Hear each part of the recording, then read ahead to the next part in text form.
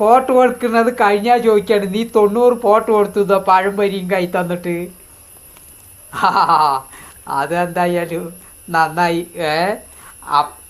അപ്പളേ എന്താ പറഞ്ഞ ഏത് നാളും ഇല്ലാത്തതൊന്ന് ചെക്കൻ പഴംപൊരി കൊണ്ട് തന്നു.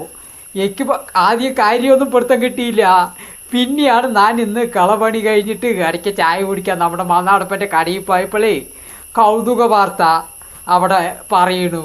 അപ്പോഴാണ് പിടുത്തം കിട്ടിയത്. ആ വാർത്തയും കേട്ട് ഇവിടെ വരുന്നു ചെക്കത്ത് ആ പഴംപൊരി കൈക്കോട്ട് തന്നിട്ട് ഒരു 90 പോട്ട് കൊടുത്തിട്ടുണ്ട്. എന്താ അന്ന് പഴംപൊരി തിന്നുവാണവേ. ആ കൗതുക വാർത്തയിൽ കേട്ടു. പൊന്നാനി കടപ്പുറത്ത് 1905 പരീക്കുട്ടിക്കാക്ക ഉണ്ടാക്കിയതാണ് ഈ പഴംപൊരി. അതിൻ്റെ ഓർമ്മ ദിവസമാണെന്നാ പറയുന്നത്. എന്തോ പഴംപൊരി തിന്നാനുള്ള യോഗവും കിട്ടി.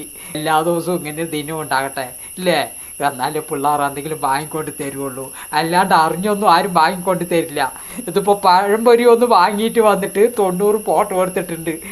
ഫേസ്ബുക്കിലോ വാട്സപ്പിലൊക്കെ വിടാൻ വേണ്ടി 90 പോട്ട് കൊടുത്തിട്ടുണ്ട് പിള്ളേർ. അപ്പോൾ എന്തായാലും ഇതുപോലുള്ള ദിനങ്ങൾ വരുമ്പോഴാണ് ഓരോ യോഗം ഉണ്ടാകുന്നത്. ഇനിയിപ്പോൾ എനിക്ക് വെല്ലപ്പം തിന്നണമെന്ന് ഒരാശയുണ്ട്.